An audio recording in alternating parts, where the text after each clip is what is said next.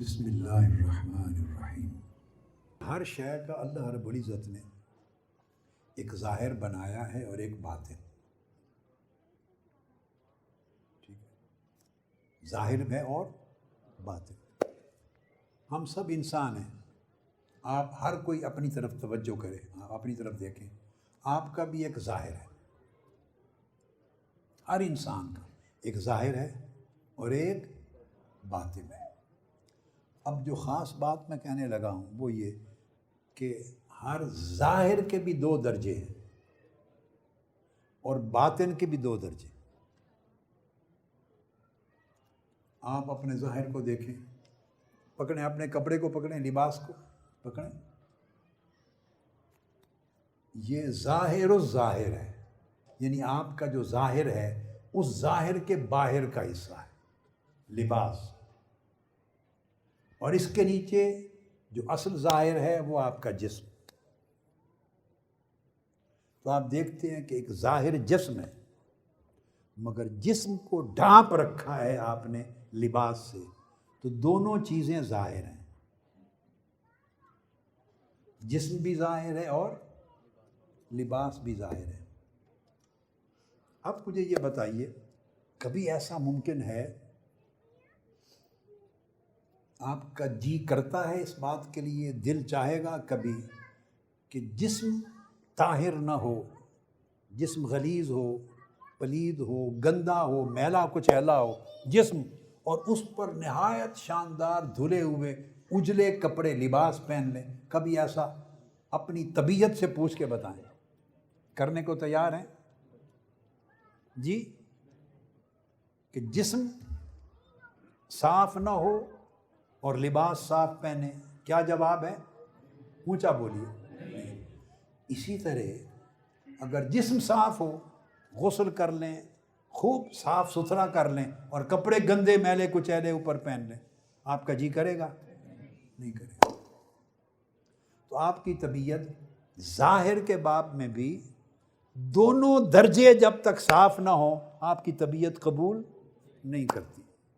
سو جسم کی طہارت بے معنی ہے اگر لباس میں نظافت نہ ہو، اور لباس کی، ڈریس کی نظافت، صاف ستھرا ہونا بے معنی ہے اگر جسم میں طہارت صاف ستھرا نہ ہو۔ تو آپ دونوں مرتبے جو ظاہر میں ہیں ان کو چاہیں گے نا کہ بڑے پیور، نیٹ اینڈ کلین ہوں، صاف ستھرے ہوں۔ جس طرح آپ یہ نہیں کرتے، نہ جسم گندا رکھ کر صاف لباس پہنتے ہیں اور نہ لباس گندا صاف جسم پر پہنتے ہیں، یہی پوزیشن اب باطن کی ہے۔ تو ابتدا کہاں سے ہوتی ہے؟ کسی شخص کا آپ نے اندازہ کرنا ہو ظاہری طور پر، تو پہلے جسم نظر آتا ہے یا لباس؟ جسم تو ڈھانپا ہوا ہے، جسم تو ڈھانپا ہوا ہے۔ تو میں جو کہہ رہا ہوں بات، بگننگ کہاں سے ہوتی ہے؟ بگننگ ظاہر میں بھی اس شے سے ہوتی ہے جو باہر ہے۔ ظاہر میں بھی بگننگ، شروعات اس جگہ سے ہوتی ہیں جو باہر ہے، جو اندر کی طرف اس میں چھپا ہوا ہے اور ہے ظاہر، اس سے بگننگ نہیں، وہ نیکسٹ سٹیپ ہے۔ آپ جب امیج قائم کرتے، رائے قائم کرتے ہیں، تو آپ لباس کو دیکھ کر رائے قائم کرتے ہیں، ابتدا یہاں سے۔ اس لیے آپ نکلتے ہیں بن سنور کے نکلتے ہیں، سج دھج کے لباس پہن کے نکلتے ہیں، اور لباس کے بھی جیسی مجلس میں جانا ہو اس کے مطابق ایک پروٹوکولز ہیں، ڈیکورم ہیں، پروٹوکولز ہیں۔ اسی طرح باطن کے بھی دو درجے، باہر لباس تھا اور ظاہر کے باب میں اندر جسم تھا۔ اب آپ ان دونوں کو چھوڑ دیں، باطن کی طرف چل پڑیں، تو انسان کی زندگی کا جو باطن ہے اس میں جو اخلاق ہے، بولیے کیا؟ جو اخلاق ہے وہ اصل باطن ہے، جیسے جسم تھا، جیسے یعنی جسمانی زندگی کا ظاہر جسم تھا، باطنی زندگی کا جو باطن ہے وہ اصل اخلاق ہے۔ جیسے جسم لباس کے ساتھ ڈھپا ہوا ہے، اس طرح اخلاق بھی ایک اور طے کے ساتھ ڈھپا ہوا ہے، اس کو کہتے ہیں آداب و عادات، ہیبٹس، مینرز۔ اندر ہیں مورلز، مورلز روحانی زندگی کا ایک وجود ہے، اخلاق، اخلاقیات، یہ اصل روحانی زندگی میں باطن ہے۔ یہ جو باطن کا وجود ہے اخلاق کا، آقا علیہ السلام نے فرمایا انما بعثت لاتمم مکارم الاخلاق، کہ میں بھیجا ہی اس لیے گیا ہوں کہ اخلاقیات کو مکمل کروں، اخلاق کے مکارم مکمل کروں، تمہارے اخلاق بہتر کروں، تمہارے مورلز بہتر کروں، تکمیل کروں، بھیجا اس لیے گیا ہوں۔ تو یہ روحانی زندگی کی اصل ہے اخلاق، اور اس اخلاق کے اوپر ایک لباس ہے، جیسے جسم کا لباس تھا وہ عادات۔ تو آپ کے اخلاق کا پتہ بعد میں چلتا ہے، جیسے جسم کا پتہ بعد میں چلتا ہے، پہلے نگاہ کس پہ پڑتی ہے؟ لباس پر۔ اسی طرح اخلاق کا پتہ بعد میں چلتا ہے، پہلی نگاہ عادات پر پڑتی ہے کہ عادت کیا ہے، آپ کرتے کیا ہیں۔ وہ جو عادات نظر آتی ہیں ان عادات سے اخلاق جھلکتا ہے، اخلاق ریفلیکٹ ہوتا ہے۔ جو عادات اور آداب ہمارے مینرز اینڈ ہیبٹس، بولیے مینرز اینڈ ہیبٹس جو ہماری ہیں، ان کے اندر جھلک ہے، ریفلیکشن ہے ہماری اصل مورلز کی، ہماری موریلٹی کیا ہے۔ تو جیسے بگننگ لباس سے ہوئی، جسم تک بعد میں پہنچے، اسی طرح تصوف میں، روحانیت میں، ولایت میں، فقیری میں بگننگ عادات کو سنوارنے سے ہوتی ہے۔ آداب اور عادات کو سنوارنے سے سفر شروع ہوتا ہے، اس کے ذریعے اخلاق بہتر ہوتے چلے جاتے ہیں۔ تو یہ دونوں شکلوں میں ہے، اخلاق عادات میں ریفلیکٹ کرتا ہے اور عادات اخلاق کو کنٹرول کرتی ہیں۔ یہ دو چیزیں دونوں طرف سے ہوتی ہیں۔ تو گویا تصوف کے، صوفیاء کے طریق پہ جب آپ چلنا چاہیں گے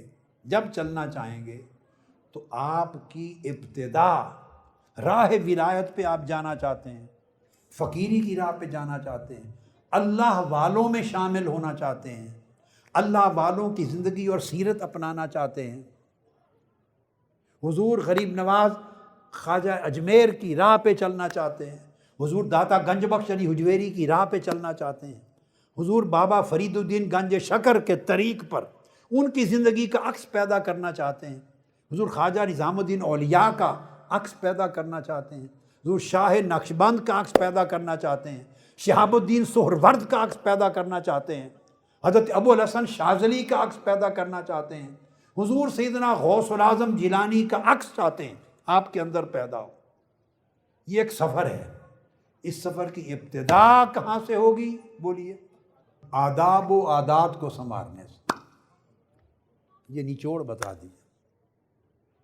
اب جو شخص اس راستے سے ہٹ کر کوئی اور راستہ بتائے وہ قلقلۃ اللسان ہے، وہ چرب زبانی ہے، وہ دھندا ہے، وہ کاروبار ہے، وہ دنیا داری ہے، مال بٹورنا ہے، مرید بنانا ایسے ہی ہے جیسے گاہک بنانا، وہ اس طرح کا دھندا ہے۔ اگر وہ آپ کو مولا سے ملا نہیں رہا، اگر وہ آپ کو اللہ کی طرف لے کر نہیں جا رہا،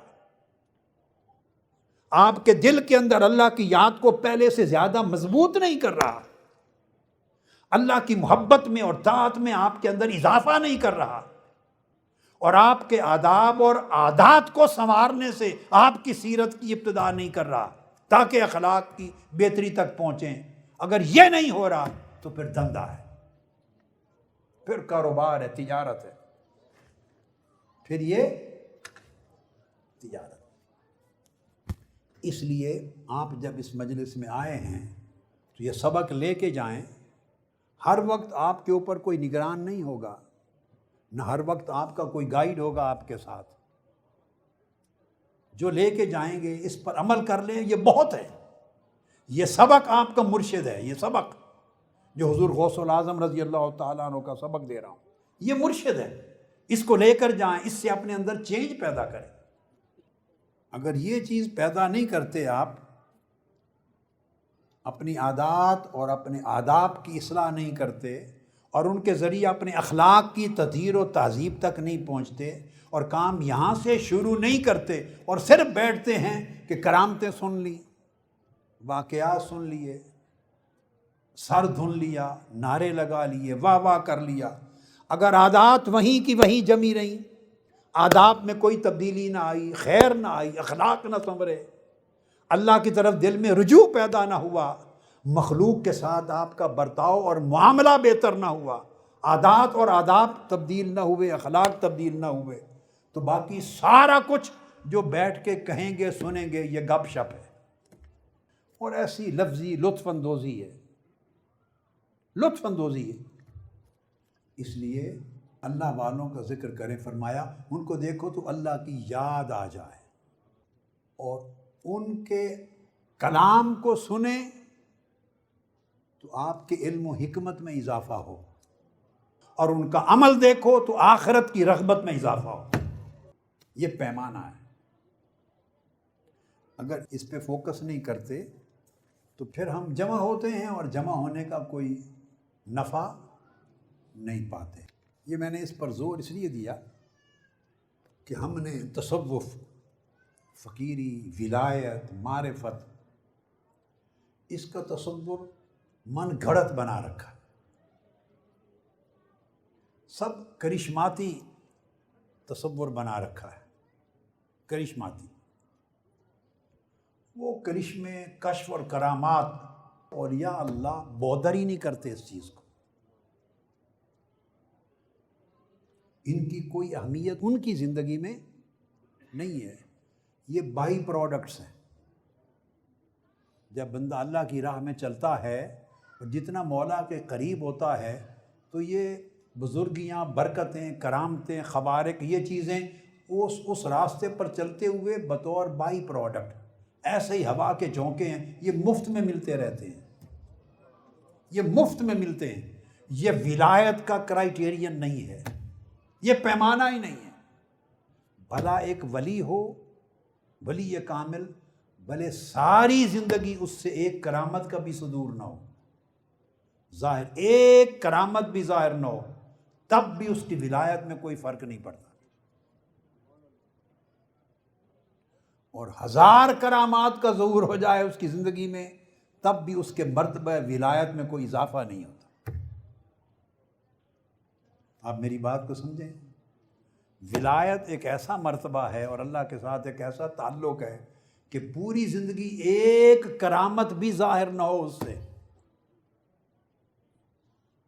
تو تب بھی اس کا مرتبہ ولایت کم نہیں ہوتا، ہر روز ایک کرامت صادر ہوتی رہے تو مرتبہ ولایت بلند نہیں ہوتا۔ میں نے لفظ بولا یہ بائی پروڈکٹس ہیں۔ آپ شوگر کی انڈسٹری لگائیں نا، شوگر مل لگا دیں تو گنے وغیرہ کی جو راپ نکلتی ہے اس کے ساتھ ایک کیمیکل انڈسٹری بھی لگ جاتی ہے، کئی چیزیں نکلتی ہیں جو ویسے ضائع ہو جانی تھی تو ان کو چینلائز کرتے ہیں تو ایک چھوٹی انڈسٹری اور لگ جاتی ہے، تو بائی پروڈکٹس ہیں وہ پیدا ہوتی رہتی ہیں۔ اولیاء اور صوفیاء ان پر فوکس نہیں کرتے، چونکہ ولی اللہ، اللہ کا دوست، اگر کرامت پر فوکس کرے تو یہ بھی اس کے لیے خیر ہو جائے گا، اللہ کا خیر ہو جائے گا۔ وہ کرامت پر فوکس نہیں کرتے، وہ کرامت دینے والے پر فوکس کرتے،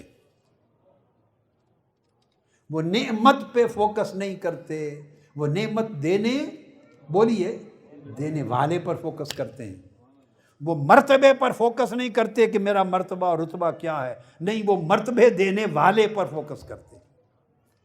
ان کا فوکس ایک رہتا ہے، طلب حق، اس میں صدق و صفا، باقی ساری چیزیں پھر ان کے لیے غیر ہو جاتی، ان کے لیے غیر ہو جاتی۔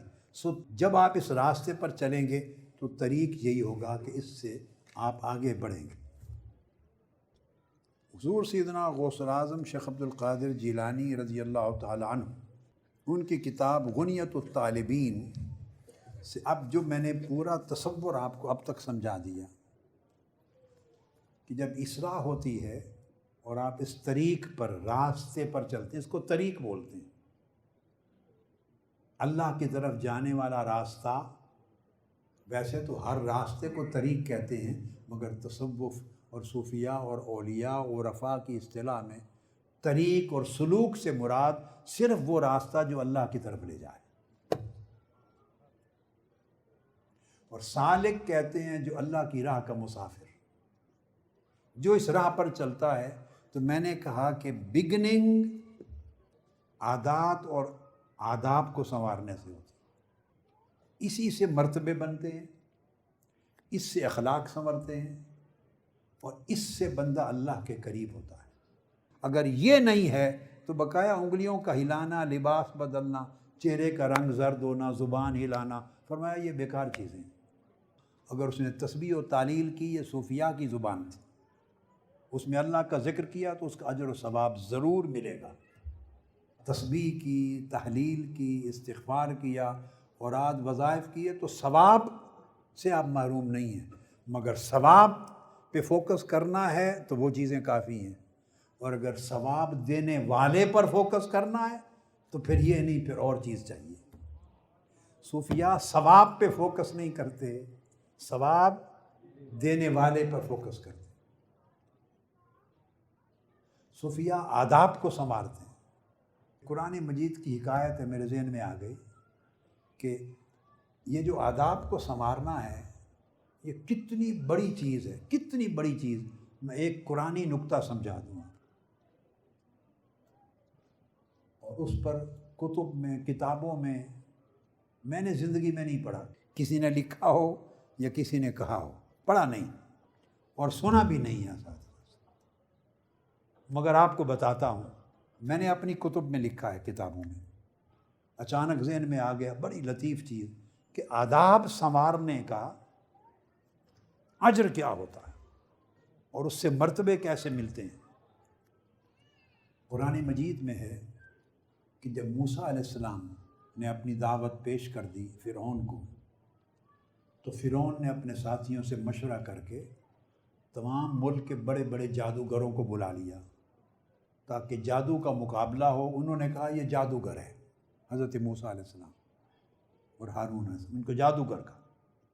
انہوں نے کہا جادو کا مقابلہ کروا کے حضرت موسیٰ کو شکست دے دیتے ہیں تاکہ جو بنی اسرائیل میں لوگ اس کے پیچھے لگ گئے ہیں وہ بھی چھوڑ دیں اور ان کی دعوت کا خاتمہ ہو جائے۔ تو ایک میدان سج گیا، ملک کے بڑے بڑے جادوگر بلا لیے گئے اور مقابلے کا اعلان ہو گیا، دن کا، سارے لوگ دیکھنے کے لیے آ گئے۔ اب جو خاص چیز بتانا چاہتا ہوں وہ یہ ہے کہ جب مقابلے کا وقت آ گیا، ادھر فرعون کی طرف سے جادوگر جمع ہو گئے، سامنے موسیٰ علیہ السلام کھڑے ہیں۔ اب یہاں پر وہ نکتہ بتا رہا ہوں جو میں نے کہا، میں نے کبھی پڑھا یا سنا نہیں ہے، قرآن مجید سے ہی پڑھا اور قرآن مجید سے ہی سیکھا۔ جب مقابلے پر کھڑے ہوئے تو فرعون کا مقصد تو تھا کہ موسیٰ علیہ السلام کو دہشت زدہ کر دے، ان کو ٹیریفائی کر دے، ایک ہارر پیدا ہو جائے، ایک ٹیرر پیدا ہو جائے، خوف زدہ ہو جائیں، ان پر رعب جم جائے ہمارے جادوگروں کا اور وہ دب جائیں۔ اس کا تو سارا پلاننگ کا مقصد یہ تھا۔ تو جادوگروں کو چاہیے تھا کہ آتے ہی اپنا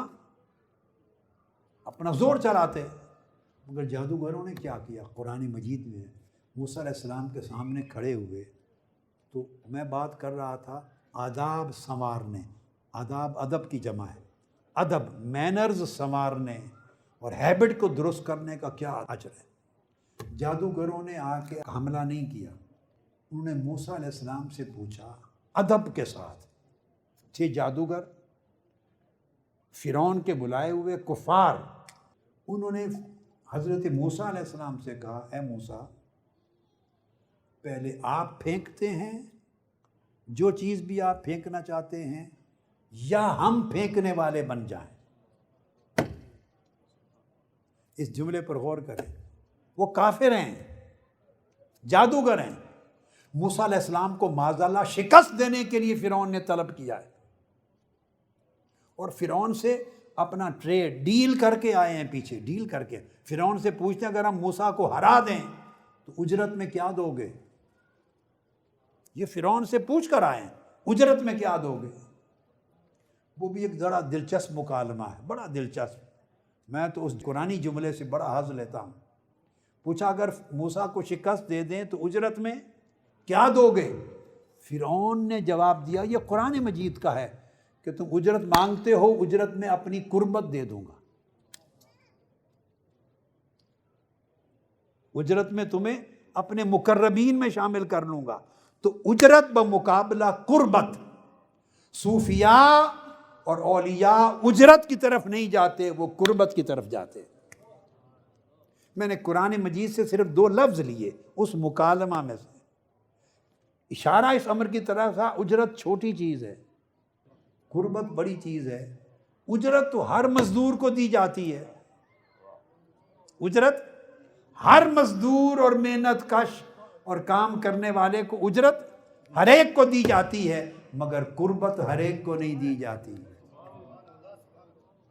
اس نے کہا میری اگر جان چھوڑا دو اور موسیٰ کو شکست دے دو، تم اجرت مانگ رہے ہو؟ اجرت تو کچھ نہیں، میں تمہیں اپنے مقربین میں شامل کر لوں گا، قربت دے دوں گا.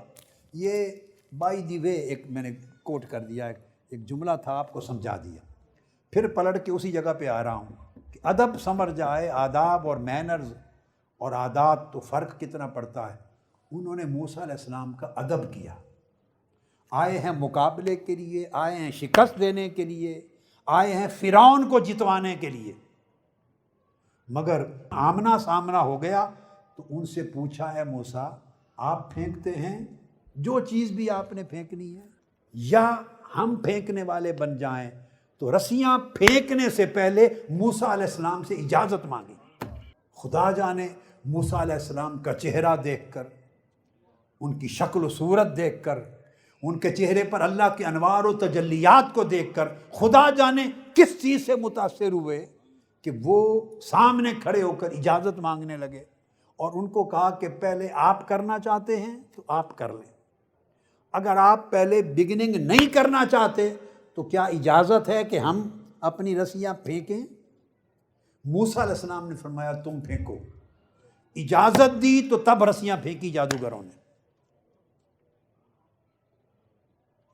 اب آپ کو جو میں جس لیے سنا رہا ہوں اس سے آپ کو ایک روحانی حظ نصیب ہوگا، ایک کھڑکی کھل جائے گی ایک فہم کی. تو موسیٰ علیہ السلام سے اجازت طلب کر کے رسیاں پھینکی، پھر وہ سانپ بن گئے. آپ نے عصا پھینکا، وہ سب سانپوں کو نگل گیا، ختم ہو گئی، شکست ہو گئی. اب یہ منظر ان کی شکست کا فرعون خود بھی دیکھ رہا ہے، فرعون کی شکست ہو گئی. فرعون کی پوری کیبنٹ بھی دیکھ رہی ہے، اس کے وزراء بھی سارے دیکھ رہے ہیں، بڑے بڑے اعیان سلطنت بھی دیکھ رہے ہیں. سارا ایک سما ہے، منظر بنا ہوا ہے، ساری دنیا دیکھ رہی ہے. اور آف کورس جادوگر بھی دیکھ رہے ہیں.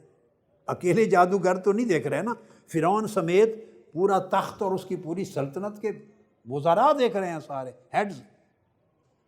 تو وہ جو انہوں نے اجازت مانگی تھی موسیٰ علیہ السلام کے ساتھ، ایک حسن ادب کا معاملہ کیا تھا، اچھے مینرز کا، اچھی ہیبٹ کا، ڈیسنٹ بیہیویئر کیا تھا. Decency of behaviour, decency of their attitude, decency of their conduct, noble conduct, جس کا مظاہرہ کیا تھا. اجازت مانگی بڑے سے اور پوچھ کر رسیاں پھینکی تھی. اب یہ جو ایک عمل کیا تھا اس کا اجر کیا ملا؟ منظر سارے دیکھ رہے تھے، مگر جادوگر وہیں سجدے میں گر گئے اور اللہ نے انہیں ایمان کی توفیق دے دی، وہیں مومن ہو گئے. اس جادو کے مقابلے کے دن پہلی جماعت جو ایمان لے آئی وہ جادوگر تھے. اب ایمان کے لیے اللہ نے انہیں کیوں چنا؟ میں نے تو قرآن مجید کو کئی بار پڑھا اور اس پر کسی نے کبھی کوئی گفتگو نہیں کی کہ جواب ملے کہ وہ یکلخت سارے کے سارے مومن کیسے بن گئے. مجھے قرآن مجید سے یہی بات ہی اللہ پاک نے میرے دل میں ڈالی کہ وہ جو ادب کیا تھا حضرت موسیٰ علیہ السلام کا، اس کا صلہ اللہ نے ایمان کی صورت میں عطا. باقی لوگ سب دیکھنے والے کافر کے کافر رہے، اور جادوگر جو مقابلہ کرنے آئے تھے وہ بھی تو کہہ سکتے تھے فرعون کو کہ فرعون یہ بہت بڑا جادوگر ہے، ایک ڈیٹ اور فکس کرتے ہیں، ہم کچھ اور طریقے لے کے آئیں گے، فلاں فلاں سٹی میں ہمارے استاد رہتے ہیں اور بڑے جادوگر آئیں گے۔ وہ 100 بہانے بنا سکتے تھے، مگر نہیں، فرمایا سجدے میں گر گئے، اور اتنے سجدے میں گرے فرعون نے ان سے کہا، مکالمہ کیا کہ میری اجازت کے بغیر تم ایمان لانے والے کون ہو اللہ کو سجدہ کرنے والے؟ میری اجازت کے بغیر میں تمہارے سر قلم کر دوں گا، پھانسی پہ لٹکا دوں گا، تمہارے ہاتھ اور پاؤں کاٹ دوں گا۔ اس نے کہا ہمارے جسموں کو ریزہ ریزہ بھی کر دے، ہمیں جو ملنا تھا مل گیا۔ اتنی استقامت نصیب ہو گئی ایک حسن ادب کے نتیجے میں۔ تو اب آپ سمجھیں ایک مثال سے کہ جو میں پورا زور دے رہا ہوں کہ سارا تصوف اور ساری روحانیت اور ساری ولایت اور ساری فقیری کا جو سفر ہے وہ آداب اور اطوار اور عادات کو درست کرنے سے شروع ہوتا ہے۔ کیوں اتنی سگنیفیکنس؟ وہ جی اتنی سگنیفیکنس اس لیے حضور سیدنا غوث العظم رضی اللہ تعالیٰ عنہ نے اپنی کتاب غنیت الطالبین میں ایک باب قائم کیا ہے، اور اس باب میں آپ نے 10 خصلتیں بیان کی ہیں اولو العزم لوگوں کی، وہ لوگ جو بڑے عزم اور ارادے والے ہیں، ان کی خوبیاں کیا ہیں۔ آپ نے پاتھ، یہ جو اللہ کی طرف جانے والا راستہ ہے، اس راستے کے بیسکس سمجھائے ہیں۔ بگننگ، جسٹ شروعات، جیسے پرائمری کلاس ہوتی ہے نا، بچہ گریڈ 1 گریڈ 2 گریڈ 3 5 میں جاتا، یہ گریڈ 1 گریڈ 2 کی بات سمجھائیے۔ ہم کیا کرتے ہیں، ہم گریڈ 1 بھی نہیں جانا چاہتے، گریڈ 2 میں بھی نہیں، گریڈ 5 بھی نہیں کرنا چاہتے، ہم سیکنڈری اسکول بھی نہیں کرنا چاہتے، ہائی اسکول بھی نہیں کرنا چاہتے، سیدھا چاہتے ہیں یونیورسٹی پہنچ جائیں، اور یونیورسٹی کے بھی 4 سال یا 5 سال 6 سال ماسٹر تک دھکے کھانا نہیں چاہتے، سیدھا چاہتے ہیں ڈگری مل جائے۔ بس ایک 11ویں شریف میں آئیں تو ساروں کو ڈگری مل جائے غوث پاک کی، ایک میلاد شریف کریں عاشقان رسول ہونے کی ڈگری مل جائے، نعت خوانی کی مجلس کریں ہم عاشقان رسول ہونے کے سرٹیفکیٹ لے جائیں۔ ایسے نہیں ہوتا، ہم نے نادانی میں ایسا بنا دیا، یا لوگوں نے کاروبار، میں نے کہا دھندے کے لیے ایسی چیز کا، میں نے شروع میں بگننگ میں کہا رسم بھی اسلام نے رکھی ہے، مگر اگر رسم بے روح ہو جائے تو کوئی فائدہ نہیں، اگر رسم روح کے ساتھ ہو تو فائدہ ہے۔ روح کو پیدا کرنا ہے، یعنی آج کا جو غنیت الطالبین کا جو درس ہے، اس کے جو 10 پوائنٹس دیے ہیں حضور سیدنا غوث العظم رضی اللہ تعالیٰ عنہ نے، وہ سمجھیں تصوف، سلوک، طریقت کی راہ پر گریڈ 1 اور گریڈ 2 کا سبق ہے۔ آپ سمجھیں گریڈ 1 کا سبق ہے، کیا گریڈ 1 کا سبق ہے، اور یہ اس لیے سنا رہا ہوں کہ آپ گریڈ 1 میں ہی اگر داخلہ نہیں لینا چاہتے تو کون آپ کو ہائی اسکول میں بٹھائے گا؟ بولیے نا، آپ کہیں گے یہ کیا بات ہوئی، عادات کو سنوارنا یہ بھی کوئی تصوف ہے؟ تو بھئی یہ گریڈ 1 ہے، اور گریڈ 1 میں نہیں جانا چاہتے تو کون پکڑ کے آپ کو ہائی اسکول میں بٹھائے گا، کون یونیورسٹی بھیجے گا؟ تو سارا طریقہ گریڈ 1 سے ہی شروع ہوتا ہے۔ تو MBBS کیے بغیر، میڈیکل اسکول میں پڑھے بغیر تو سرٹیفکیٹ لے کے کلینک کھول سکتے ہیں، چاہیں کہ میں میڈیکل اسکول بھی نہیں جانا چاہتا، MBBS کی مشقتیں بھی نہیں کرنا چاہتا، میں ریزیڈنس میں بھی نہیں جانا چاہتا، پھر میں ہاؤس جاب بھی نہیں کرنا چاہتا، یہ بڑے مشکل معاملات ہیں، بس سیدھا اپلائی کریں گورنمنٹ آف کینیڈا میں کہ مجھے لائسنس دے، میں کلینک کھولنا ہے۔ ایسا تو کوئی نہیں ہوتا جی، دنیا کا کوئی پروفیشن، کوئی کام، کوئی ڈگری، کوئی تعلیم اس ترتیب اور درجہ بندی کے بغیر نہیں ہوتی، ہر کوئی ابتدا گریڈ 1 سے ہی کرتا ہے، ہر کوئی ابتدا گریڈ 1 سے کرتا ہے۔ اچھا آپ یہ بھی کہہ سکتے ہیں جی ہمیں 30 سال ہو گئے 11ویں شریف اٹینڈ کرتے، 40 سال ہو گئے، 25 سال ہو گئے 11ویں اٹینڈ کی، تو 25-40 سال گزار کے تو پھر گریڈ 1 میں داخل ہونا ہے، تو اس میں میرا کیا قصور ہے؟ آپ بھلے 30 سال گزار دیے، 40 سال گزار دیے، جو چاہیں، آپ کو اجر ملتا رہا ہے، اجر ثواب ملتا رہا، مگر طریق پر، راستے پر منزل طے کرنا چاہتے ہیں تو گریڈ 1 سے شروع کرنا ہوگا۔ بھلے آپ بوڑھے ہو جائیں اور آپ نے گریڈ 1 نہیں کیا تو اس میں کسی کا کیا قصور ہے؟ میری بات سمجھیں، داڑھی کے بال سفید ہو جانے اور سر کے بال سفید ہو جانے سے ولایت اور تصوف تو نہیں ہو جاتا۔ ساری زندگی اگر شرائط پوری نہیں کی تو الٹیمیٹلی ہر ایک نے بوڑھا تو ہونا ہی ہے نا۔ جس کے بال جتنے سفید ہو گئے وہ اتنا ہی بزرگ ہو گیا۔ جیسے عمر بڑھی تو عمر کے حساب سے وہ بزرگ ضرور ہے، مگر ایک آدمی عمر رسیدہ نہیں ہے مگر خدا رسیدہ ہے۔ ایک آدمی عمر رسیدہ نہیں ہے مگر خدا رسیدہ ہے۔ جوانی کی عمر میں خدا کی طرف پہنچ گیا، طریق پر چل پڑا، چونکہ اس نے گریڈز اپنے صحیح کیے ہیں، اس نے اپنی تعلیم تربیت ٹھیک کی۔ آپ بات کو سمجھے ہیں نا؟ ایک لفظ ہے اعلام، دوسرا لفظ ہے تعلیم، تیسرا لفظ ہے تربیت۔ ہم اعلام زدہ لوگ ہیں، ہم اعلام میں رہتے ہیں۔ اعلام کا مطلب کیا ہے؟ کسی کو خبر دینا، انفارمیشن دینا، معلومات دینا، اور وہ ایک وقت کا کام ہے، جسٹ ایک وقت کا کام ہے۔ انفارمیشن پاس آن کر دی، اس ایک انفارمیشن سے آپ کچھ بھی بدل نہیں جاتے، تو اعلام ہے جو ایک وقت کا جزوی کام ہے، وقتی۔ اس سے بہتر ہے تعلیم۔ تعلیم جس کو کہتے ہیں، اس کی شرط ہے کہ اس میں تسلسل ہو، اس میں ثبات ہو، اس میں دوام ہو، اس میں کنٹینیوٹی ہو، پرپیچوٹی ہو۔ وہ تسلسل کے ساتھ مستقل مزاجی سے کافی عرصہ جو عمل جاری رہے، علم دینے کا اور علم لینے کا، تو اس کو تعلیم کہتے ہیں۔ آپ سمجھ گئے نا بات؟ ہم جو محافل میں آتے ہیں، یہاں اعلام کا کام ہوتا ہے۔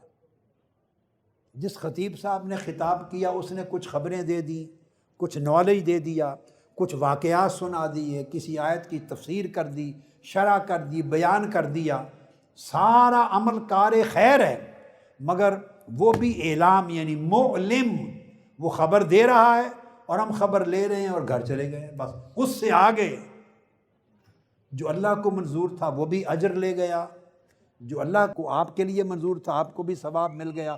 اس کے علاوہ طریق پر آپ بولیے نہیں چڑھے، راستے پر نہیں چڑھے، اعلام ہوا، انفارمیشن۔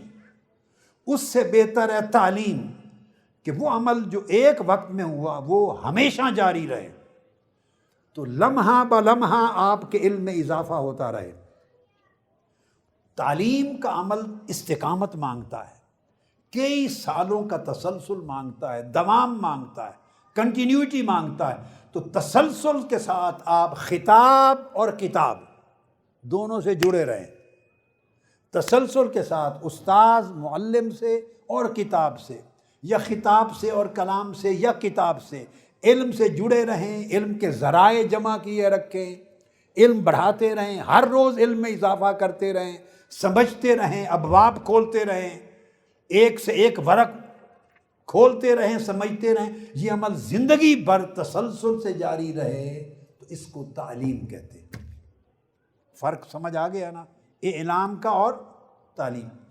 ہم چونکہ جز وقتی لوگ ہیں، آئے تو ایک وقت مجلس کی، ہم اعلام کرتے اور اعلام لیتے ہیں، ہم تعلیم میں بھی نہیں پڑھتے، ہم تعلیم میں بھی نہیں پڑھتے۔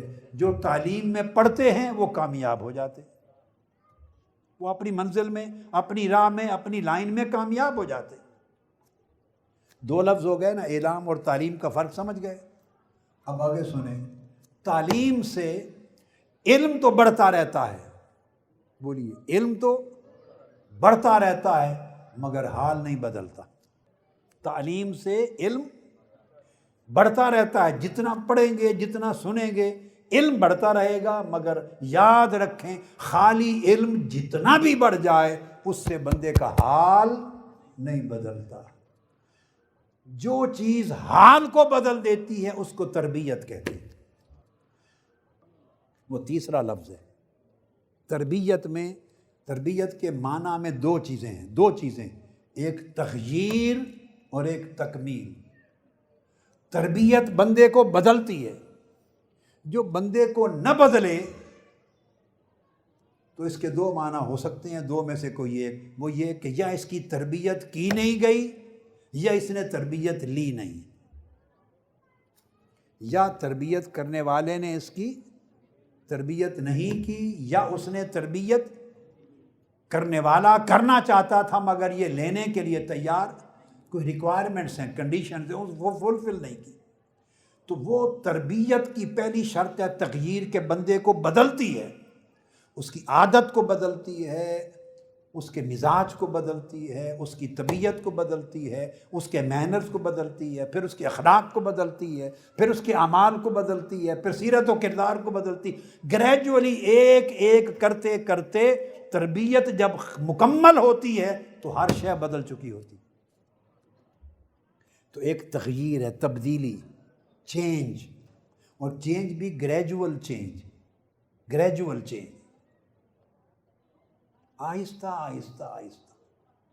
اور دوسرا معنی تربیت میں ہے تکمیل، کمپلیشن اینڈ پرفیکشن۔ تربیت میں جس چیز کو تبدیل کیا جاتا ہے اس کو تبدیل کرتے کرتے اس مقام پر لے جاتے ہیں جہاں وہ پرفیکٹ ہو جاتا ہے، نقطہ کمال تک لے جاتے ہیں۔ تو تصوف، ولایت، طریق، سکول اور فقیری، یہ نہ خالی اعلام کا نام ہے نہ صرف تعلیم کا، یہ تربیت کا نام ہے۔ یعنی تربیت میں علم بھی آتا ہے، حال بھی آتا ہے، عمل بھی آتا ہے، اصلاح بھی آتی ہے، تہذیب بھی آتی ہے، تزکیہ بھی آتا ہے، اور تکمیل بھی آتی ہے، ایک پروسیس ہے۔ تو جب تصوف کی، فقیری کی، سلوک کی، طریقت کی، اولیاء کی، صوفیاء کی، جب اللہ والوں کی بات ہوگی تو لازم ہے کہ اس میں تربیت لی جائے۔ بات کو سن کر صرف دماغ تک نہ رکھیں، اس کو دل میں اتاریں اور دل میں اتار کے عمل میں منتقل کریں۔ اس لیے یہ جو تربیت ہے اس کی ابتدا میں نے جیسے عرض کیا آداب اور عادات کے بدلنے سے ہوتی ہے۔ آداب اور عادات، یہاں سے بگننگ ہوتی ہے۔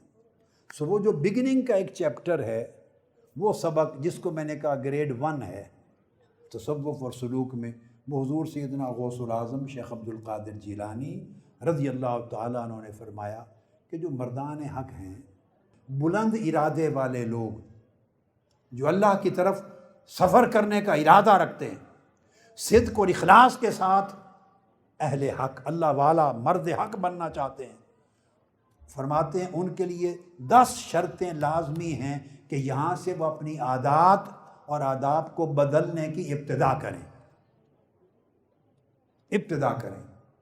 اور ابتدا میں سب سے پہلے کیا فرمایا؟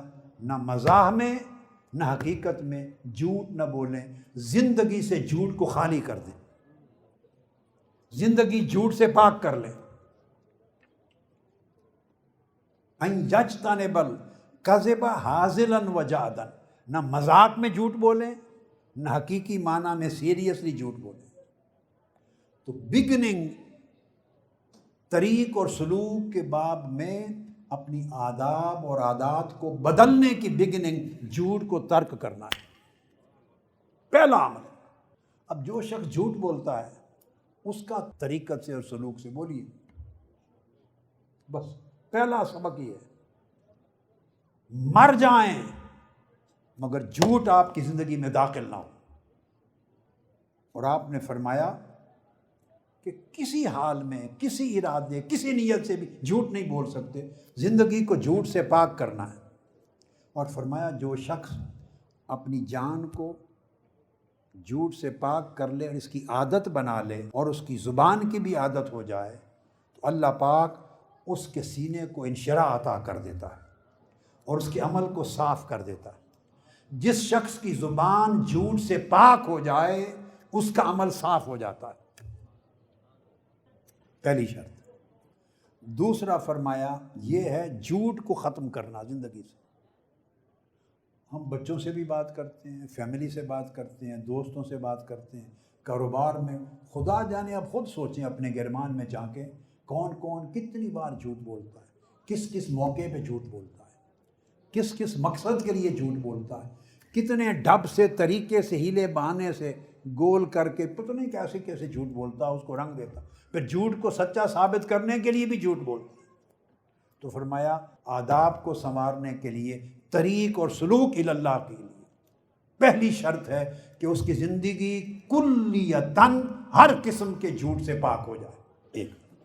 نمبر دو، اگر سچ بولے، اب جب جھوٹ نکل گیا تو سچ بولنا ہے۔ اب دوسری عادت بتا رہے ہیں، عادت اس سالک کے لیے، اللہ کی راہ پہ چلنے کے لیے، کہ جو سچ بولنے کی عادت بن جائے تو مرتے دم تک کبھی قسم نہ کھائے۔ یہ دوسری عادت، بندہ قسم نہ کھائے۔ فرمایا جھوٹ کو خارج کرے زندگی سے، سچ رہ جائے، اور سچ بولتے ہوئے کبھی قسم نہ کھائے، تاکہ اس کی زبان کا وقار رہے۔ جس نے اللہ کی قسم کھا کے اپنی زبان پر اعتبار دلانا ہے وہ بندہ مردان حق میں سے نہیں ہے۔ وہ اتنا سچا ہو کہ لوگ بغیر قسم کے اس کی بات پر اعتبار کریں، بغیر قسم کے اس کے قول پر اعتماد کریں، یعنی اس کے اندر سچائی اتنی راسخ ہو جائے، اتنی مضبوط ہو جائے، مستحکم ہو جائے ظاہر و باطن میں، کہ وہ جو لفظ زبان سے نکالے لوگ اعتماد کریں۔ اس لیے حضور علیہ الصلوۃ والسلام کے اعلان نبوت سے پہلے اللہ پاک نے آپ کو مکہ کے معاشرے میں صادق اور امین کی شہرت دلا دی تھی کہ سچے ہیں۔ اعلان نبوت سے پہلے ان کا سچا ہونا مشہور کر دیا تھا۔ اس طریق پر، اس راہ پر دوسری شرط ہے، دوسرا ادب اور عادت ہے، دوسری عادت۔ اس کے بعد تیسری عادت جو فرماتے ہیں اس طریق پر چلنے کے لیے جو اپنے اوپر لازم کریں، وہ یہ کہ جس معاملے میں جس کسی شخص سے کوئی وعدہ کرے، وعدہ خلافی نہ کرے۔ اگر وعدہ کر لیا تو آپ نے ہر صورت پورا کرنا ہے، وعدہ کر کے پیچھے نہیں ہٹ سکتے، الا یہ کہ اس میں ایسے شرعی عذر آ جائے تو پھر اس سے معذرت کرے، اس سے معذرت کرے، ورنہ وعدہ پر ہمیشہ قائم رہے۔ تو آپ نے فرمایا جو شخص وعدہ خلافی نہیں کرتا اور وعدے پر قائم رہتا ہے، پہلے جو میں نے کہا نا کہ جو قسم نہیں کھاتا، سچائی پہ قائم رہتا ہے، اللہ پاک اس کے لیے اپنے الوہی امور میں سے اس پر دروازے کھول دیتا ہے، اس کے درجات کو بلند کر دیتا ہے، اس کے عزم اور ہمت میں اللہ اضافہ کر دیتا ہے، اور ایسے شخص کی دنیا میں دوستوں کے یہاں عزت اور تکریم بڑھ جاتی ہے اور اس کی ہیبت بڑھ جاتی ہے۔ یہ اس کے فوائد ہوتے ہیں، قسم نہ کھانے کے، جھوٹ ترک کر دینا اور قسم نہ کھانا۔ اور تیسری، جب وعدہ خلافی چھوڑ دیتا ہے تو اللہ پاک اس شخص کے لیے طریق کو سیدھا کر دیتا ہے، اللہ کی طرف جانے والا راستہ آسان کر دیتا ہے۔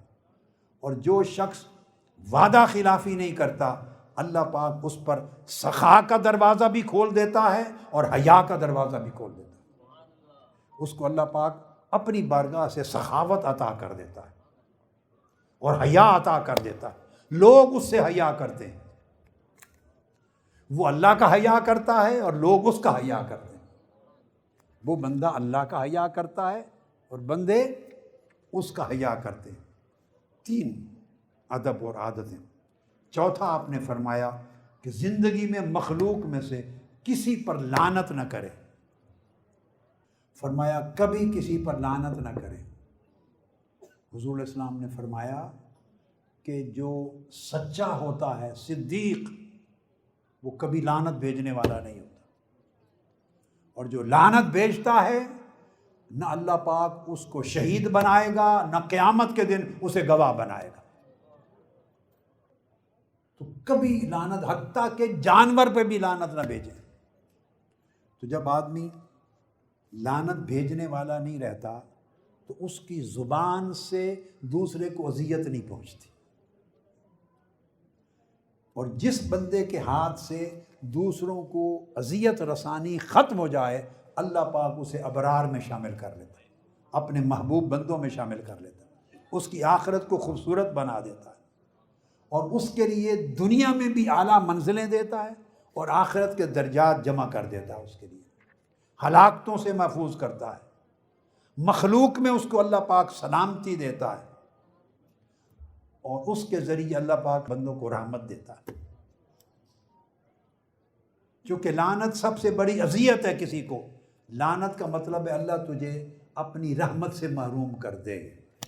لعنت کا معنی کیا ہے؟ اللہ تجھے، بولیے، اپنی رحمت سے محروم کر دے۔ تو مخلوق کو، حتیٰ کہ جانور کو، اللہ کی رحمت سے محروم کر دینے کی بات کرنا، اللہ اس سے ناراض ہوتا ہے کہ میں ہر فرد پر، ہر مخلوق پر رحمت کرنے والا ہوں، تم میری مخلوق کو میری رحمت سے محروم کیوں کرتے ہو؟ اس سے بندہ بخیل ہوتا ہے، کنجوس ہوتا ہے، سخاوت چھن جاتی ہے، اس کے اخلاق بگڑ جاتے ہیں۔ 4 ہو گئے ادب یا عادات، اس کے بعد 5واں ادب اور 5ویں عادت، آپ نے فرمایا زندگی میں کسی کو بد دعا نہ کرے۔ اس کی زبان اللہ کی مخلوق کے حق میں دعا کے لیے کھلتی ہے، بد دعا کے لیے بند رہتی ہے۔ طائف کے میدان میں جب آقا علیہ السلام کا جسد اقدس پتھروں سے کفار نے لہولہان کر دیا تھا، تو آپ کو صحابہ کرام نے عرض کی یا رسول اللہ ان کے لیے بد دعا کریں۔ آپ نے فرمایا میں دعائیں دینے کے لیے آیا ہوں، بد دعائیں دینے کے لیے نہیں آیا۔ انما بعثت رحمتا ولم ابعث لعانا، مجھے بھیجا رحمت کے لیے گیا ہے، اذیت کے لیے نہیں بھیجا گیا۔ جبرائیل امین آئے، ساتھ ایک فرشتہ لائے، عرض کیا یا رسول اللہ یہ فرشتہ پہاڑوں کا فرشتہ ہے، اللہ پاک نے بھیجا ہے کہ آپ سے اجازت لیں، آپ حکم دیں تو یہ طائف کی وادی کے دونوں طرف جو پہاڑ ہیں اوپر اٹھا کر اس وادی پر اس طرح گرا دے گا یہ فرشتہ کہ ان کی نسلوں میں سے بھی کچھ نہیں بچے گا، نیست و نابود ہو جائیں گے۔ یہ فرشتے نے عرض کیا، آقا علیہ السلام نے جواب میں فرمایا میں ان کو نیست و نابود نہیں کرنا چاہتا، میں دیکھ رہا ہوں کہ ان کی نسلوں میں ایمان والے پیدا ہوں گے۔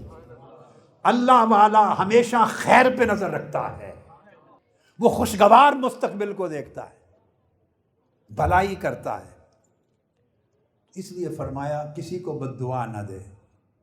جب بد دعا نہیں دے گا تو پھر اللہ پاک اس کی زبان کی ہر بات اور اس کے عمل کی ہر بات کے لیے خود کافی ہو جائے گا، اللہ اس کے درجات بلند کر دے، اور اس ادب کے ذریعے اس کی منزلیں بڑی اونچی ہوں گی۔ اور لوگوں کے دلوں میں، جس نے کسی کو بد دعا نہیں دینی تو لوگوں کے دلوں میں اس کے بدلے میں اللہ اس کی محبت رکھ دیتا ہے، مودت رکھ دیتا ہے۔ اور پھر خاص راز کی بات کی، بد دعا نہ دینے والے شخص کی اللہ پاک دعائیں قبول کرتا ہے۔ جو کبھی بد دعا نہیں دیتا وہ مستجاب الدعوات ہو جاتا، اس کی دعا قبول ہوتی ہے، اس کی دعا قبول ہوتی ہے، کیونکہ اللہ دیکھتا ہے کہ یہ میرا بندہ ہے، اس کی زبان سے ہمیشہ رحمت نکلتی ہے، اس کی زبان سے ہمیشہ خیر نکلتی ہے، لوگوں کی بھلائی نکلتی ہے، لوگوں کو تکلیف نہیں ملتی۔ یہ 5 آداب ہوئے اور عادات۔ 6 آپ نے فرمایا جو شخص مسلمان ہے، اہل قبلہ ہے، اہل قبلہ، اس کو کبھی کافر و مشرک نہ کہے۔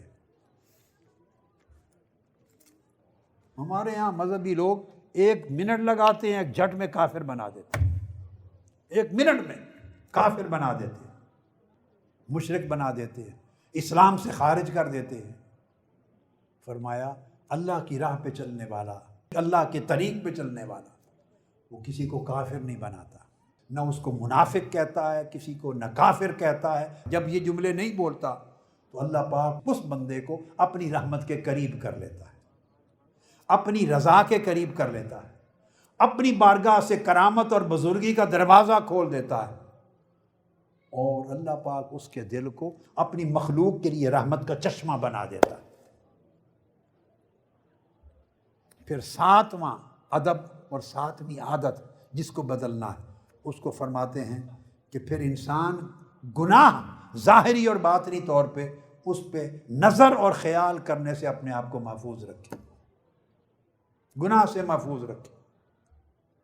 جب آدمی اپنے جسم کے اعضاء کو گناہ سے محفوظ رکھتا ہے تو اللہ پاک اس کے اعمال کو ثواب سے بھر دیتا ہے، نور سے بھر دیتا ہے، اس کے قلب کو، دل کو اللہ اپنے نور سے بھر دیتا ہے، اور اللہ رب العزت اس کے اندر ایسی خصلتیں پیدا کر دیتا ہے کہ جن خصلتوں میں برکت ہی برکت ہوتی ہے۔ وہ برکتیں پھر اس کی زندگی میں ظاہر ہوتی ہیں، لوگ دیکھتے ہیں۔ 7 ہو گئے ادب یا 7ویں عادت ہو گئی۔ 8واں آپ نے فرمایا کہ وہ بڑی امپورٹنٹ چیز ہے، اللہ کی راہ پہ چلنے والے کی یہ شرط ہے، اس کے آداب کا حصہ ہے، اس کی زندگی کی شرائط کا حصہ ہے، اس کی عادات کا حصہ ہے کہ وہ خود ایک رتی برابر بھی کسی دوسرے بندے پر بوجھ نہیں بنتا، وہ کسی کو تکلیف نہیں دیتا، کسی کو مشقت نہیں دیتا، کسی کے لیے بوجھ کا باعث نہیں بنتا، نہ چھوٹی چیز میں نہ بڑی چیز میں، بلکہ مخلوق کے بوجھ اٹھانے والا بنتا، لوگوں کے بوجھ اٹھاتا ہے۔ اور یہ بوجھ ذہن کا بھی بوجھ ہو سکتا ہے کہ آپ ایسا کام کریں کہ کسی کے ذہن کو بوجھ دے دیں، پریشان کر دیں، کسی کو جسمانی طور پہ بوجھ دیں، کسی کو نفسیاتی بوجھ دیں، کسی کے دل پر بوجھ آ جائے آپ کی وجہ سے، کسی کی طبیعت میں بوجھ آ جائے، وہ نہ ذہنی نہ جسمانی نہ روحانی نفسانی کسی لحاظ سے بھی اللہ کی مخلوق میں کسی کے لیے بوجھ کا باعث نہیں بنتا۔ جس کے ساتھ برتاؤ کرتا ہے اس کی وجہ سے لوگ ہلکا پن فیل کرتے ہیں، لوگوں کا بوجھ اترتا ہے۔ ضروری نہیں کہ فزیکل بوجھ اتار لے، کبھی ایسے میٹھے بول بولتا ہے کہ اس کے ذریعے لوگوں کے دلوں کے بوجھ اتر جاتے ہیں، ایسی مسکراہٹ سے لوگوں سے ملتا ہے کہ لوگوں کی طبیعت کے بوجھ اتر جاتے ہیں، اتنی خوشگوار طریقے سے اس کا حال احوال پوچھتا ہے کہ لوگوں کی طبیعت کا بوجھ اتر جاتا ہے، کوئی مشقت میں، محنت پریشانی میں ہے تو مدد کرتا ہے، اس کا بوجھ اتار دیتا ہے۔ یعنی اللہ والا اس کی عادات اور آداب میں شامل ہے کہ ہر شخص کا بوجھ اتارے گا، کسی پر بوجھ ڈالے گا نہیں۔ ہم للہیت اور اللہ والا ہونے کے دعوے بھی کرتے ہیں اور پلتے بھی دوسروں کی جیب پر ہیں، ایک دوسرے پر بوجھ ڈالتے ہیں، دوسروں پہ مطالبے کرتے ہیں، ہر ایک کے اوپر، یعنی ہر شخص کو پریشان کرتے ہیں۔ اللہ والا پریشانیاں دور کرنے کے لیے ہوتا ہے، بوجھ ہٹانے کے لیے ہوتا ہے، سہولت دینے کے لیے ہوتا ہے، وہ کسی کا بوجھ نہیں بنتا۔ 8 چیزیں ہو گئی۔ اس کے بعد پھر آپ نے فرمایا جو شخص اس طرح کسی کا محتاج نہ ہو، مستغنی ہو، کسی پر بوجھ نہ ڈالے، اللہ پاک اس کو آخرت میں اور دنیا میں روحانی شرف عطا کرتا ہے۔ امر بالمعروف اور نہی عن المنکر اس کے لیے عزت کا مقام ہو جاتا ہے، چونکہ وہ محتاج نہیں ہے کسی کا۔ اب اسے چونکہ بوجھ نہیں بننا تو اس کو حاجت نہیں کسی کی، جب حاجت مند نہیں ہے تو پھر وہ جری ہے، جرت مند ہے۔ جو بندہ حاجت مند نہیں ہوتا وہ جرت مند ہوتا ہے، اور جو حاجت مند ہوتا ہے وہ جرت مند نہیں ہوتا۔ تو اللہ کی راہ پہ چلنے والے لوگوں میں یہ جرت اس طریق سے آتی ہے، پھر اللہ پاک ان پر اخلاص کا دروازہ کھولتا ہے۔ یہ 8 ہو گئے۔ اور 9واں ادب یا 9ویں عادت فرمایا لوگوں کے لیے اس اللہ والے کے دل میں کوئی طمع نہیں رہتا، کوئی طمع اس کو لوگوں کے ساتھ نہیں ہوتا، اس کے اندر اس کے نفس میں کوئی لالچ نہیں ہوتا، حرص نہیں ہوتا، بے نیاز ہوتا ہے۔ جو اللہ کا ہو گیا اس سے بڑی بے نیازی کیا ہے، جو کہ رب بے نیاز ہے، اور جو اللہ سے واصل ہو جاتے ہیں، اللہ سے جڑ جاتے ہیں، اس کی بے نیازی کی شان کی جھلک ان کے اندر پیدا ہو جاتی ہے۔ اللہ غنی ہے، وہ جو اس سے جڑ جاتا ہے اس کو غنا دے دیتا، بندے کو بھی مخلوق سے غنی کر دیتا ہے۔ اللہ محتاج نہیں ہے، اللہ کا بندہ بھی بندوں کا محتاج نہیں رہتا۔ تو فرمایا کہ لوگوں کے ساتھ اس کا طمع نہ رہے، اور جو لوگوں کے ہاتھ میں دیکھے للچائی نگاہ سے نہ دیکھے، اور جو اس کے ہاتھ میں نہیں اس پر غم زدہ نہ ہو، جو اس کے اپنے ہاتھ میں نہیں اس پر غم زدہ نہ ہو، حسرت نہ کرے، اور جو لوگوں کے ہاتھ میں دیکھے اس پر حرص اور طمع نہ کرے۔ کامل بے نیازی یہ ہے کہ نہیں ملا تب بھی بے نیاز رہے، اور دوسرے کو سب کچھ مل گیا تب بھی بے نیاز رہے۔ اللہ کی تقسیم پہ خوش رہتا ہے بندہ۔ اپنے پاس نہ ہونا اس کے دل کو غم زدہ کرتا ہے، اور نہ کسی شے کا دوسرے کے پاس ہونا نہ اس کے دل کو غم زدہ کرتا ہے۔ فرمایا جو طمع سے پاک ہوتے ہیں وہ ایسے بے نیاز ہو جاتے ہیں۔ 9 خصلتیں ہو گئیں، 9 عادتیں ہوئیں، اور 9 ادب ہوئے۔ 10ویں خصلت اور 10واں ادب اور 10ویں عادت فرمایا تواضع، ہمبلنس۔ وہ بندہ متواضع ہوتا ہے، اور جو بندہ تواضع کرتا ہے یعنی جھکتا ہے، تکبر نہیں کرتا، خود پسندی نہیں کرتا، رعونت نہیں کرتا، اکڑتا نہیں، جھکتا ہے، جھکنے والے کو اللہ بلند کر دیتا ہے۔ جو جتنا جھکتا ہے اللہ اس کو اتنا اونچا کرتا ہے، عزت اس کے لیے مکمل کر دیتا ہے، اللہ کی بارگاہ میں بھی اس کو رفعت نصیب ہوتی ہے، اور مخلوق کے ہاں بھی وہ رفعت اور کمال والا ہوتا ہے۔ تنگی ہو، فراخی ہو، ہر حال میں وہ اپنا تواضع قائم رکھتا ہے۔ فرمایا یہ تقویٰ کا کمال ہے، اور فرمایا کہ جس شخص کو یہ تواضع مل جائے اس کی تعریف کی۔ تواضع سے مراد کیا ہے؟ متواضع ہونا، منکسر المزاج ہونا، ہمبل ہونا۔ ہمبل ہونا، اس کی تعریف کیا؟ بڑی امپورٹنٹ تعریف۔ فرمایا اس کی تعریف یہ ہے تاکہ آپ کو پتہ ہو ہمبلنس کہتے کسے ہیں۔ فرمایا دنیا میں روئے زمین پر اپنے آپ کو کسی شخص سے بھی افضل نہ دیکھے،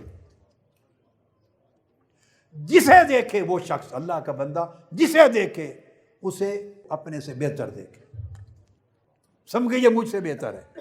اور اتنی جامع بات تواضع کے باب میں جو حضور سیدنا غوث الاعظم شیخ عبد القادر جیلانی رضی اللہ تعالیٰ عنہ نے کی ہے، میں نے دنیا تصوف اور تاریخ تصوف کی کسی ایک شیخ اور امام کی کتاب میں اس باب میں مختصر اتنی جامع چیز نہیں دیکھی۔ فرمایا تواضع کا معنی یہ ہے کہ جسے بھی ملے اور جسے بھی دیکھے اسے خود سے بہتر سمجھے، خود سے بہتر سمجھے۔ اب کیسے؟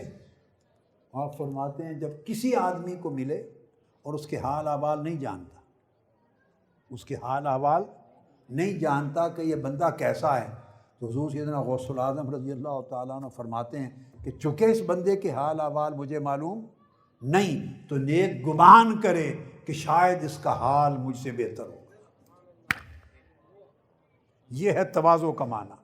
جس کا عمل معلوم نہیں، سیرت و کردار معلوم نہیں، احوال معلوم نہیں، طور طریقے معلوم نہیں، بندے کا پتہ نہیں کون ہے، کیسا آدمی ہے، فرمایا چونکہ نہیں پتہ، اسی پتہ نہ ہونے میں راز ہے۔ سمجھے مجھے معلوم نہیں، پتہ نہیں حقیقت میں اس کے احوال مجھ سے بہتر ہوں، تو نیک گمانی کے ذریعے اس کو خود سے بہتر جانے۔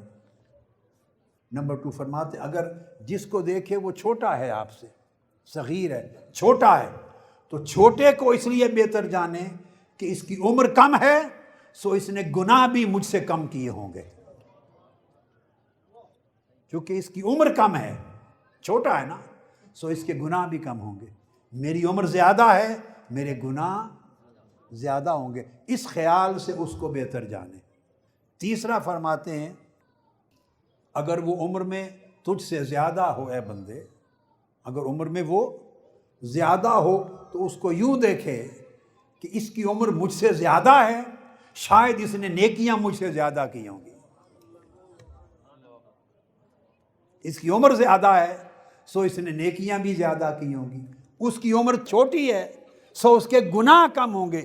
دیکھیے زاویہ نگاہ کس طرح بدلتا چلا جاتا ہے۔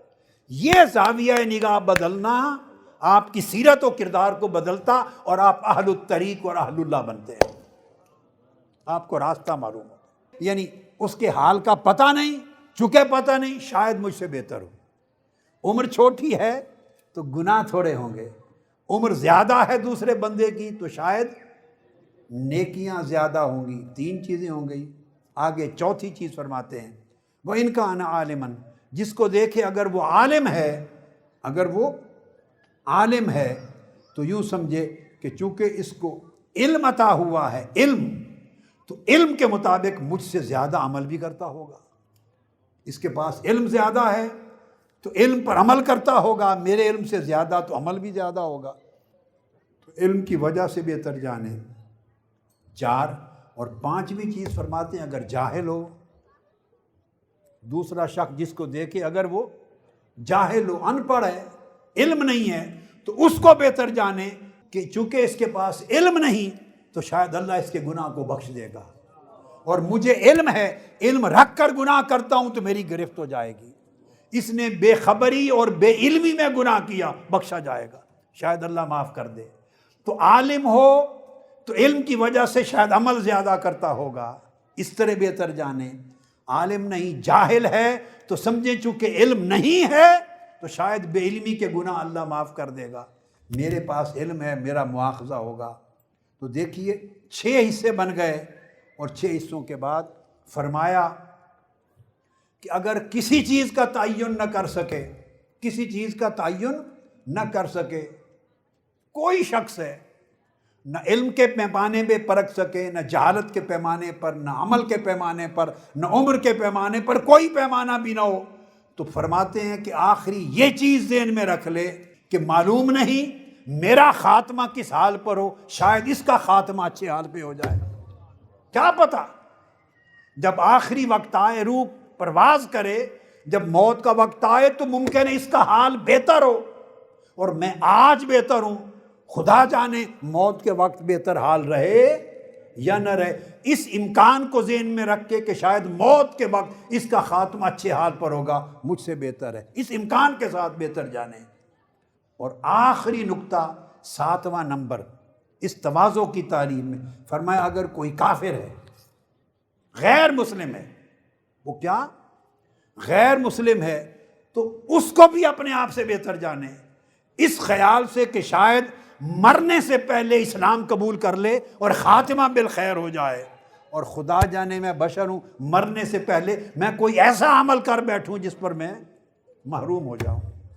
تو جو آج مسلمان نہیں، اس کے بھی خاتمے کے بارے میں ایک امید رکھے، شاید یہ توبہ کر لے، اسلام قبول کر لے اور میں بھٹک جاؤں۔ الغرض فرماتے ہیں اے بندے، اے بیٹے، یہ ہے تواضع کا معنی، کہ تواضع کا مطلب ہے کہ تو ہر دوسرے شخص کو اپنے آپ سے بہتر جان، اس کے سارے احتمالات ہیں۔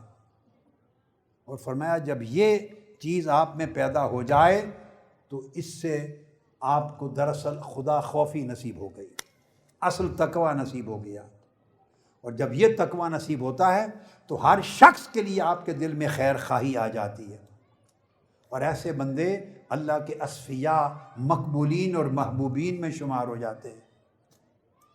شیطان ابلیس ان سے بھاگتا ہے، اللہ کی رحمت کا دروازہ ان پر کھل جاتا ہے، دروازہ اس کی رحمت کا کھل جاتا ہے، عزت کا دروازہ کھل جاتا ہے، اسے عبادت میں لذت اور حلاوت ملتی ہے، اس کی زبان پر ظاہر اور باطن میں پھر اللہ کی مشیت اور امر جاری ہو جاتا ہے، حق اس کی زبان کے ساتھ متعلق ہو جاتا ہے، مخلوق کو اس سے خیر نصیب ہوتی ہے، اور وہ کسی شخص کا برائی کے ساتھ ذکر نہیں کرتا، کسی کا بھی برائی کے ساتھ ذکر نہیں کرتا۔ جب ایسی کیفیت ہو تو اس کے بندے کے دل میں ہر وقت راحت رہتی ہے، ہر وقت راحت رہتی ہے، وہ بندہ آفتوں سے بچ جاتا ہے، اللہ پاک اس کی زبان، ہاتھ اور پاؤں اور آنکھ ہر چیز کی حفاظت فرماتا ہے۔